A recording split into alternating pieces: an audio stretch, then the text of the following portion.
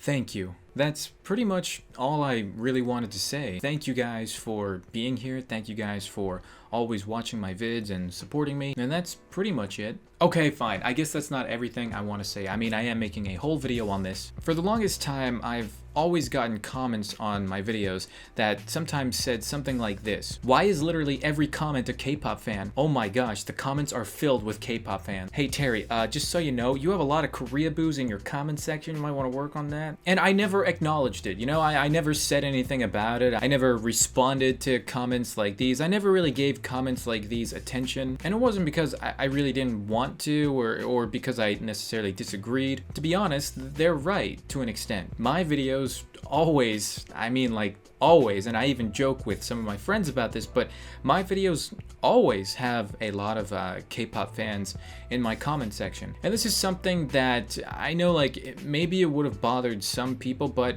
I don't think it ever really bothered me. This for me was always kind of taken as a reminder of where I began and where I started on YouTube. A lot of you guys know this because I've said it multiple times in multiple videos, but the first kind of videos that I really started to make on my channel were my Korean interview reaction type videos where I would interview native Koreans living here in Korea, and I would show them and ask them to react and give their opinion on pop culture. And for about a year, you know, it was a big hit. You know, a lot of videos got like hundreds of thousands of views, sometimes a million views. But after a year, I kind of stopped making those videos, and that was basically right when I was very interested in doing YouTube full time, and I really tried to push out videos similar to those. Unfortunately, the trend was dying at the time, and those videos kind of stopped getting views, and I realized, wow, I need to do something else in order to keep my channel going, in order to do this full time so I can pay my bills. Long story short, that's basically when I started to put my face in front of the camera and I started to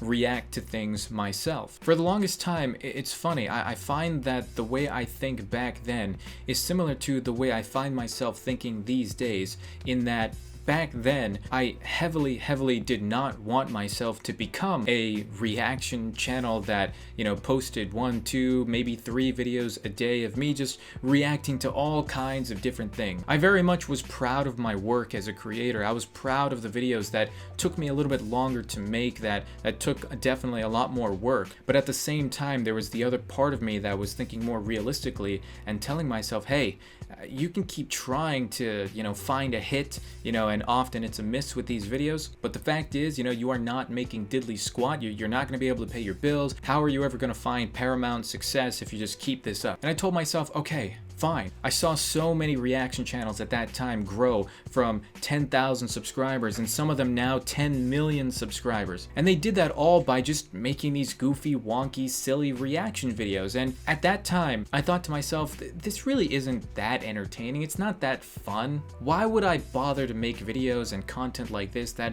I don't really find that interesting? But at the time, unfortunately, I literally had almost no choice, because my channel was a reaction channel, but it wasn't that kind. But unfortunately, switching over to doing those kind of reactions, several videos a day, reacting to anything, it was still kind of in my realm of reach, and it was still kind of something that I was able to do and I had some skill with, being a former reaction channel. So I decided to do it, you know, and the next few months actually, you know, completely kickstarted my YouTube channel, and that's where I really started to grow and, you know, become something on YouTube to the point of where I am now. And yeah, over time, you know, like I continued to pump out those videos. I didn't only react to random things. I also kept like a lot of K-pop things going as well. I don't know if you guys are still following along, but my point is I never strayed completely away from not doing any K-pop reactions. So I basically tried to always keep it kind of 50-50. I would react to some funny American viral stuff, and then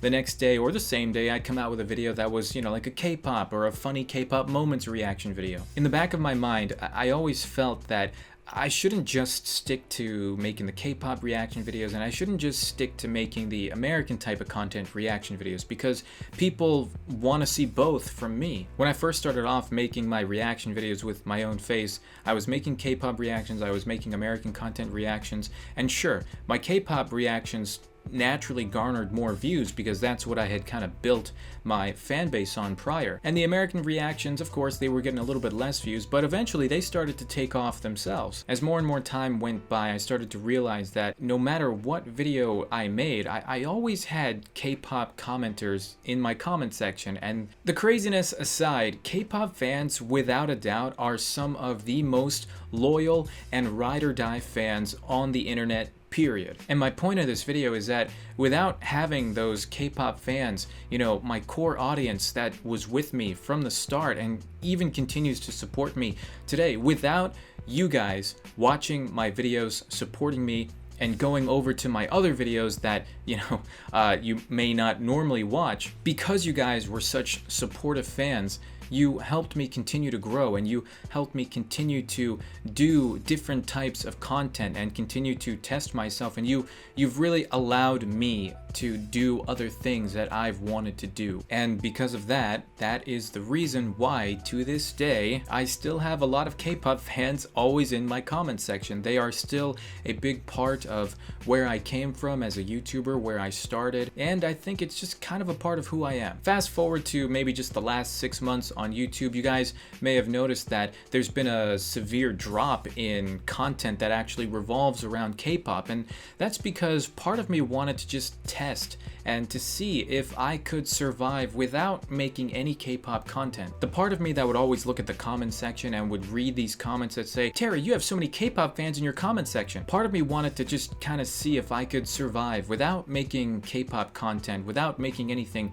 really K-related, and just to see if I could still survive, if there was still a place for me on YouTube. But at the end of the day, I know there's going to be a time where I want to eventually settle back in the States, you know, and leave Korea. I don't know when that time will be exactly, because I feel like the part of my life where I'm still spending time and learning about Korea is not over yet. But essentially, I kind of wanted to make my channel sustainable without needing to depend on Korea, without needing to live in Korea. And that's why the last 6 months or so, you guys have probably noticed that I really haven't made hardly any K-pop related content, and I've really just been focusing on pushing my American content. And in a way, I've kind of even noticed that, you know, like the webtoons, the scary stories, in a way, I'm still kind of attracting the same kind of audience K-pop fans would be attracted to. And so I realized, dang, like I'm not technically making any K-pop videos, but I still am attracting a lot of K-pop fans because they love these webtoons and they love these scary stories. And that's why if you fast forward to maybe just like the last 2 months, I've really tried hard to kind of eliminate all of that from my channel and just to see if I could survive even then. And you know what? It's just simply amazing, because even so, even despite the fact that I have dropped all forms of K-pop related content from my channel, you guys are still there. You guys are still watching me and you're still supporting me, K-pop fans. And that's essentially why I'm making this video, is to thank you guys for being there for me, for giving me a chance to pursue different things and create different types of content. Even to this day, if you look at my comment section, and I still look at my comment section every day, there are still a lot of K-pop fans that leave me comments. And I know some people like maybe leaving comments like, "Dang, Terry, like you only have K-pop fans watching you." But I don't really see it that way. For me, the way I see it is that if there are a lot of K-pop fans in my comment section, then those are just fans that have been supporting me and still truly support me, because they definitely didn't find me from my recent videos, because they have nothing to do with K-pop, so they must have been finding me from other videos or older videos that I haven't even made in months, yet they are still coming, and they are still coming over to watch my newest videos and to comment and support me. And so to that, I just want to say thank you, K-pop fans. Thank you for being there for me, thank you for supporting me, and thank you for continuing to stick with me despite me not necessarily producing the things that you really want to see. I just can't say enough, and I just think it's really cool that we have this kind of community on YouTube. And as far as I know, I really don't know if there's any other YouTuber that has been able to go from a, you know, almost complete K-pop channel and transition over to something that has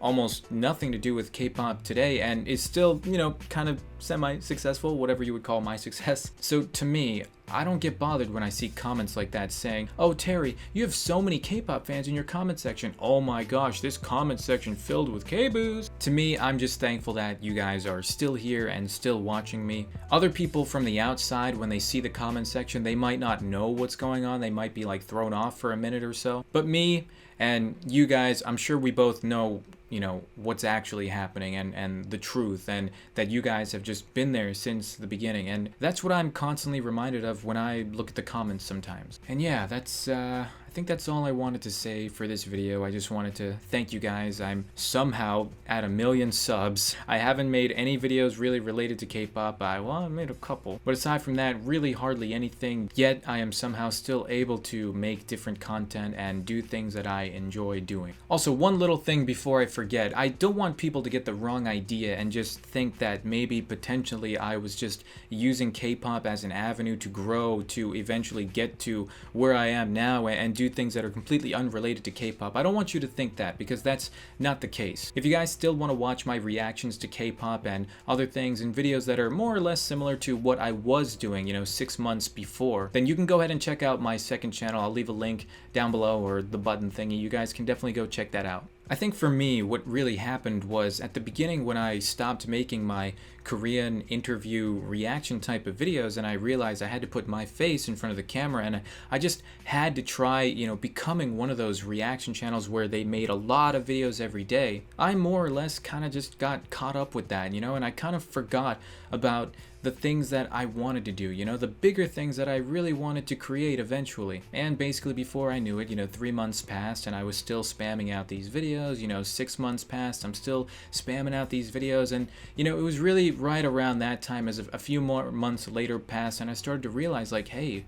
I've been so caught up just with the growth and with the views that I forgot about doing things that I actually have genuine interest in and things that I'm actually proud of making. And so it was really around that time where I really started to, you know, change up my content, and that's why I started to make not only less K-pop videos, but also less, you know, reaction type videos that, you know, I kind of grew on. Now I'm at 1 million subs and I don't even know what kind of videos I'm making these days. I don't even know if you guys are going to be able to understand this whole video, but if you are and you stuck around to the end, I think you'll be able to get the best idea of what I went through as a YouTuber, as I grew and as I adapted and as I learned. And I just hope you understand why I'm thankful for you guys, and I just hope you understand where I came from and all the way to where I am now. Thanks again for watching, guys. So until next time, we will see you guys in the next video.